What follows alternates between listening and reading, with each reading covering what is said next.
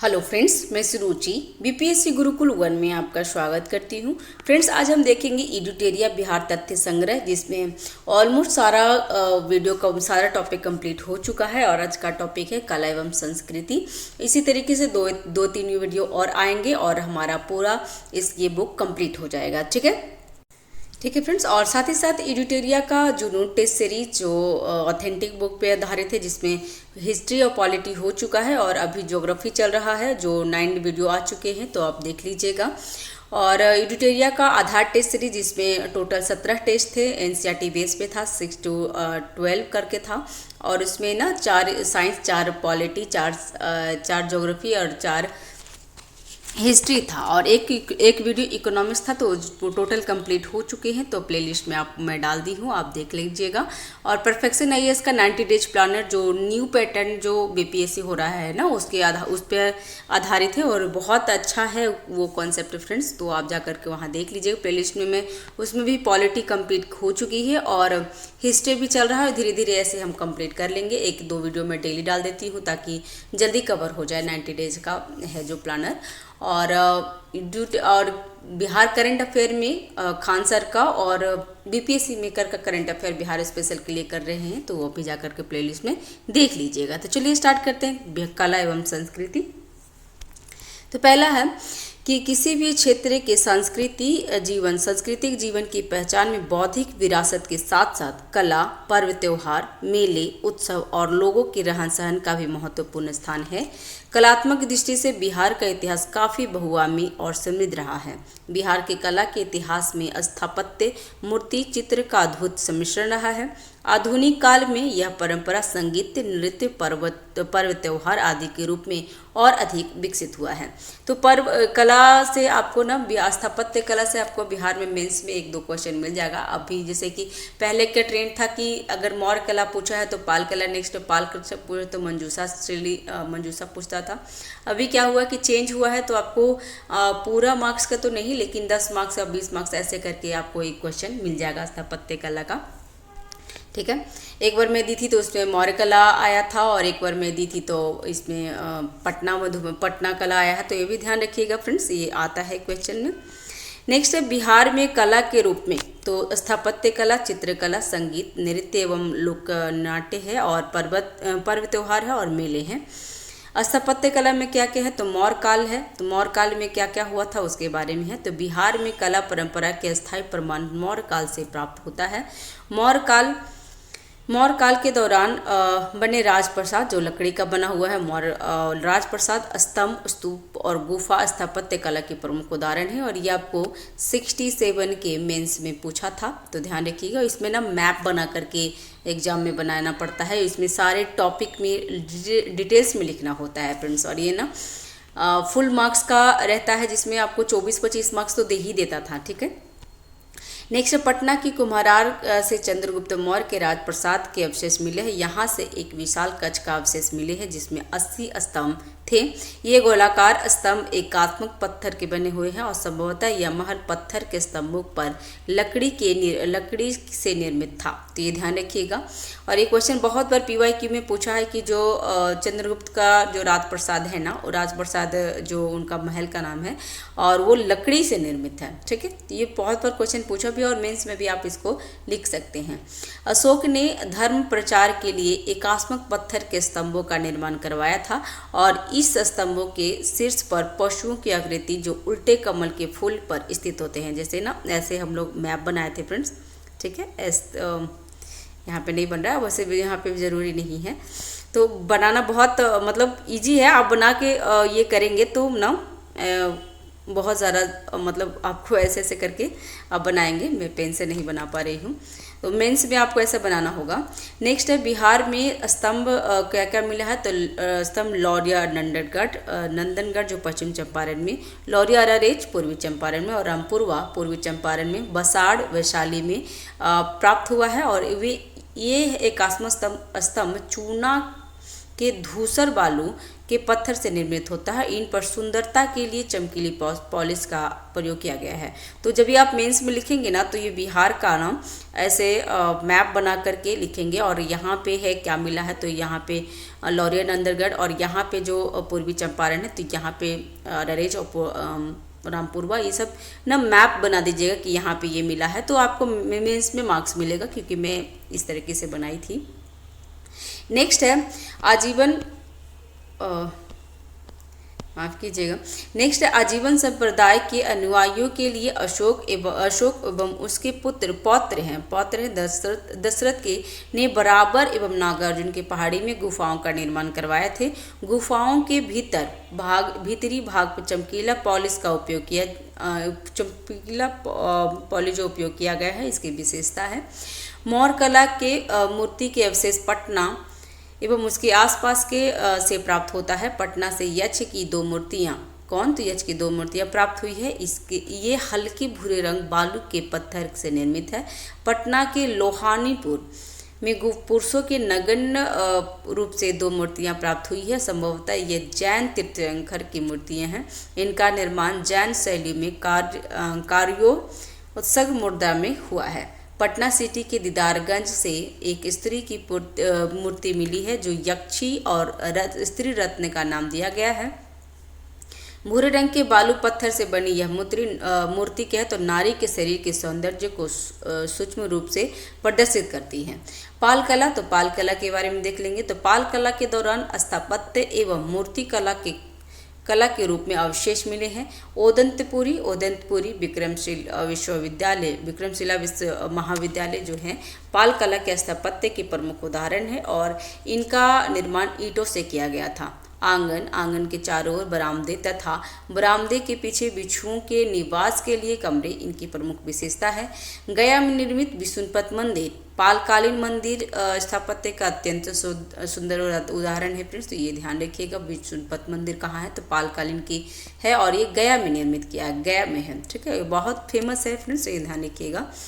और नेक्स्ट है पाल कला में मूर्ति कला में पत्थर एवं कांसे दोनों का प्रयोग किया गया है। कांसे की मूर्ति के प्रमुख रचनाकार धीमन और बिटपाल हैं, तो ये दोनों का नाम याद रखेंगे। आपको पीसीएस में जो प्रीवियस ईयर क्वेश्चन है ना, इसमें आप ये नाम पूछ देगा और आप लिखेंगे भी, और मेंस में भी आपको जैसे पाल कला से भी क्वेश्चन आएगा ना, तो उसमें इनका नाम जरूर आप लिखिएगा फ्रेंड्स, धीमन एंड बिटपाल।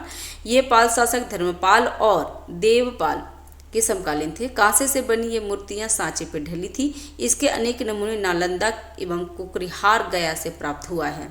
नेक्स्ट है पाल कला के पत्थरों की मूर्तियां काले बेसाल्ट पत्थर की बनी हुई होती है, और ये पत्थर मुंगेर की पहाड़ी से प्राप्त किए गए थे।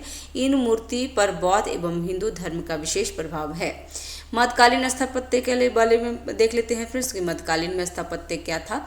तो तुर्ककाल की सबसे महत्वपूर्ण इमारत बिहार शरीफ स्थित मलिक इब्राहिम या मलिक बया का मकबरा है। इसका निर्माण 1353 में हुआ था और इस पर तुगलक शैली का प्रभाव है।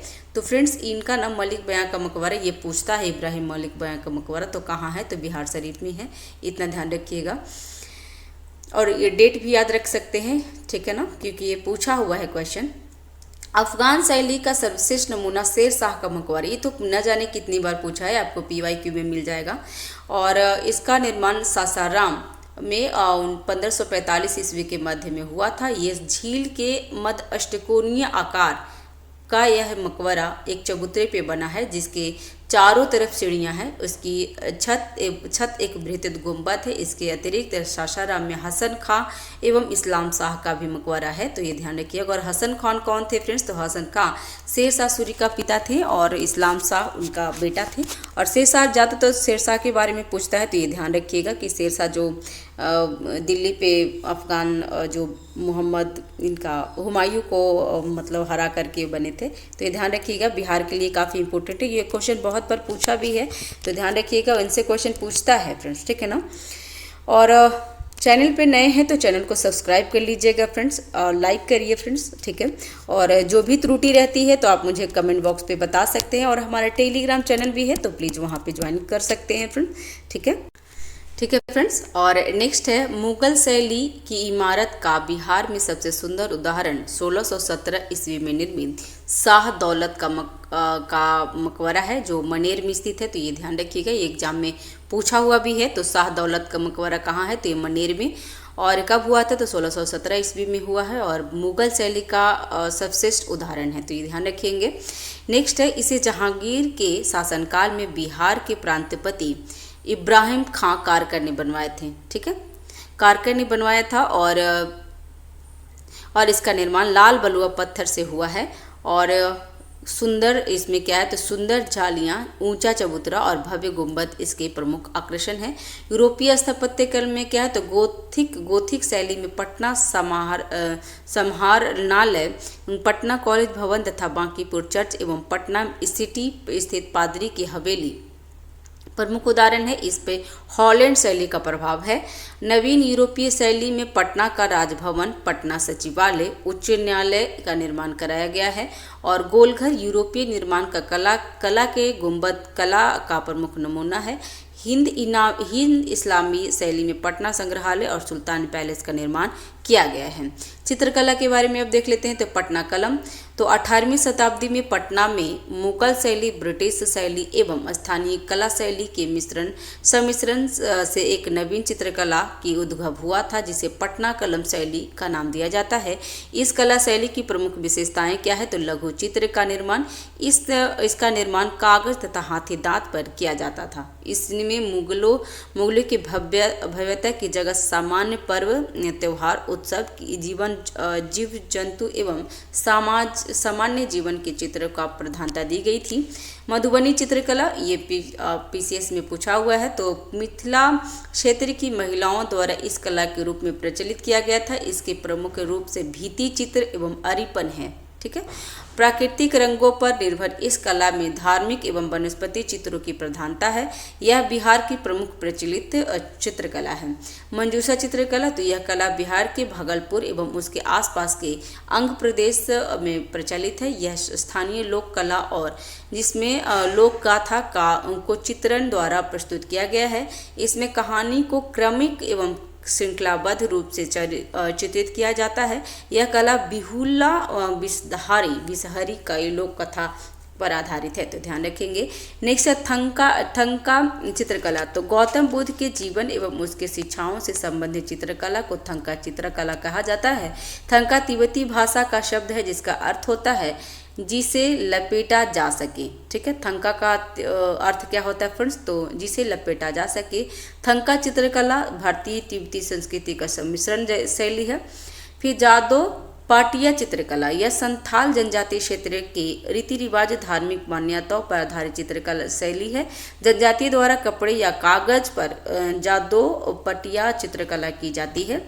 तो ध्यान रखेंगे। और नेक्स्ट संगीत कला में, तो बिहार में उत्सवों, त्योहारों और शुभ अवसरों पर स्थानीय संगीत का प्रचलन रहा है। चैता, तो चैता माह में गाया जाने वाला लोकगीत है। फाग क्या है, तो फाग फागुन माह में होली के अवसर पर गाया जाने वाला लोकगीत है। कजरी या सावन के समय युवक युवतियों द्वारा गाए जाने वाले लोकगीत है। 12 मासा, इसमें वर्ष के प्रत्येक माह की विशेषताओं का गीत द्वारा वर्णित किया गया है। जांसारी, यह महिलाओं द्वारा चक्की अथवा जांता पर उपयोग करते समय गाया जाता है। और नचारी यह भगवान शिव की स्तुति में गाया जाता है। प्रख्यात कवि विद्यापति के गीतों का संकलन है नचारी में। सोहर, तो सोहर शिशुओं के जन्म पर महिलाओं द्वारा गाया जाता है। सुमंगल या लग्नी, विवाह के शुभ अवसर पर महिलाओं द्वारा गाया जाता है। बटोहिया, यह देशभक्ति के से भरा है। यह श्री रघुवीर नारायण की रचना है। फिरंगिया, यह देशभक्ति से भरा गीत है। इसका प्रचलन स्वतंत्रता आंदोलन के समय बहुत अधिक हुआ था फिरंगिया। और पूर्वी इसमें बरहिनियाँ अपनी दयनीय स्थिति का वर्णन गीत द्वारा करती है। तो ध्यान रखिएगा। लोक नृत्य एवं लोकनाट्य, तो जोगिड़ा नृत्य होली के अवसर पर गांवों की टोली द्वारा गीतों एवं नृत्यों किया जाता है। लौंडा नृत्य शुभ अवसरों पर त्योहारों में पुरुषों द्वारा स्त्री का रूप धारण करके नृत्य किया जाता है। करिया झूमर नृत्य, यह मिथिला क्षेत्र में प्रचलित स्थानीय नृत्य है, जिसमें लड़कियां समूह में गीत गाती और नृत्य करती हैं। झिझिया नृत्य, यह नृत्य ग्रामीण लड़कियों एवं महिलाओं द्वारा किया जाता है। इसमें मुख्य लड़कियां अपने सर पर छिद्र वाला घड़ा लेकर के तथा उसके अंदर दीप जला के कहते हैं, झिझिया नृत्य उसको बोलते हैं। और समा चकेवा कार्तिक माह में लड़कियों एवं महिलाओं द्वारा नाट्य के रूप में किया जाता है। यह भाई बहन से संबंधित है समा चकेवा। और इसमें डोमचक, तो यह विवाह के अवसर पर बारात चले जाने के बाद घर की महिलाओं द्वारा किया जाता है। यह हास्य परिहास से संबंधित नाटक होते हैं। जट जटिन, ये भी इम्पोर्टेंट है, तो इसमें नाट्य द्वारा जट जटिन के वैवाहिक जीवन का प्रदर्शन किया जाता है। और विदेशिया, इसमें पुरुष तथा पुरुष द्वारा महिला रूप धारण कर नाटक प्रस्तुत किया जाता है। इसे लौंडा नृत्य का नाटक रूप होता है। विदेशिया भिखारी ठाकुर की कृति है, तो ये एग्जाम में पूछा हुआ है कि विदेशिया किसका है, तो भिखारी ठाकुर का है, ध्यान रखेंगे। और पर्व त्योहार के बारे में देख लेते हैं। तो बसंत पंचमी बिहार में माघ शुक्ल पंचमी के बसंत पंचमी में मनाया जाता है और यह छात्रों के बीच सरस्वती पूजा के रूप में अधिक लोकप्रिय है। रामनवमी, तो भगवान राम के जन्मोत्सव पर चैत्र मास में शुक्ल पक्ष के नवमी में रामनवमी मनाया जाता है। इस अवसर पर राम का पाठ किया जाता है एवं झांकी निकाली जाती है। होली, तो फागुन महीने में। शिवरात्रि भगवान शिव के लिए है। रक्षाबंधन श्रावण माह में जो भाई बहन का है। और तीज जो व्रत सुहागनी महिलाओं के लिए होता है। जन्माष्टमी भगवान श्री कृष्ण के जन्म के अवसर पर होता है। विजयदशमी अश्विन माह दशमी तिथि को बुराई पर अच्छाई की जीत के लिए। और रावण का इसमें पुतला दहन होता है। दिवाली में अयोध्या लौटने के उपलक्ष्य में, राम के जो अयोध्या लौटने के उपलक्ष्य में होता है। और ये अमावस्या को त्यौहार मनाया जाता है, तो ध्यान रखेंगे। गोवर्धन पूजा दिवाली के अगले दिवस पर यह त्यौहार मनाया जाता है। इस दिन घर में गाय बैल आदि पशुओं की पूजा की जाती है। छठ पूजा में, तो छठ पूजा बिहार का सबसे प्रमुख त्यौहार है। कार्तिक मास की 5वीं और छठी तिथि को यह त्यौहार मनाया जाता है। इस अवसर पर व्रती उपवास में रहकर सूर्य एवं जल की पूजा करते हैं। गुरु गोविंद जयंती, तो सिखों द्वारा 10वें गुरु गोविंद सिंह की जन्म दिवस पर शोभा यात्रा निकालकर इसे मनाते हैं। और गुरु गोविंद सिंह का जन्म स्थल पटना में है। और कब हुआ था जन्म, तो 1666 में। महावीर जयंती, तो जैन धर्म के 24वें तीर्थंकर महावीर स्वामी के जन्म के अवसर पर चैत्र मास में मनाया जाता है। और इनका महावीर स्वामी का 540 ईसा पूर्व मतलब हुआ है, तो ध्यान रखिएगा। और बुद्ध जयंती, बैसाख पूर्णिमा को भगवान बुद्ध के जन्म के अवसर पर बुद्ध जयंती मनाई जाती है। मेला है, तो मेला ही देख लीजिए। अब ये सब ज़्यादा कुछ क्वेश्चन पूछता नहीं है फ्रेंड्स, तो ये मंदार मेला ज़्यादा पूछता है, तो ये ध्यान रखिएगा कि बांका जिले में मंदार पर्वत पर वर्ष भर में मकर संक्रांति के अवसर पर मंदार मेला लगता है। और एक पितृपक्ष है, तो जानते ही हैं कि पितृपक्ष सितंबर अक्टूबर माह के में फल्गु नदी के तट पे होता है। और जाके कुछ पूछता नहीं है फ्रेंड्स, तो छोड़ दीजिए उसको, स्किप कीजिए। और नेक्स्ट है बिहार के प्रमुख व्यक्तित्व कौन कौन है, तो ये इनको ध्यान रखिएगा, ये इंपॉर्टेंट हो जाएगा फ्रेंड्स। ठीक है फ्रेंड्स, और चैनल पर नए हैं तो चैनल को सब्सक्राइब कर लीजिएगा, लाइक करिए, शेयर कीजिए फ्रेंड्स। और नेक्स्ट वीडियो में देख लेंगे बिहार के प्रमुख व्यक्तित्व, तो ये इंपॉर्टेंट हो जाएगा क्योंकि बहुत बार इसमें से क्वेश्चन मिल जाएगा आपको। उसके बाद एक बिहार विशेष भी आए, इसी में रख लेंगे बिहार के प्रमुख व्यक्तित्व में ही। और फिर उसके बाद जो 67 से 47 तक जो बीपीएससी में पूछा है ना, उसका ऑनलाइन फॉर्म में मैं करवा दूंगी फ्रेंड्स। तो ये बिहार स्पेशल का, एडिटोरिया का, बिहार तथ्य संग्रह पूरा कंप्लीट हो जाएगा और ये प्लेलिस्ट में मिल जाएगा। तो आप कभी भी एग्जाम जाने से पहले 1-2 बार वीडियो सुन लीजिएगा, तो आपको काफ़ी हेल्प हो जाएगा। ठीक है, तो चैनल पे नए हैं तो चैनल को जरूर सब्सक्राइब कीजिएगा फ्रेंड्स, और बेल आइकन दबा दीजिए ताकि जो भी मैं वीडियो डालूँ आपको सबसे पहले नोटिफिकेशन मिल जाए। Thanks for watching, have a nice day, keep watching, keep learning, thank you.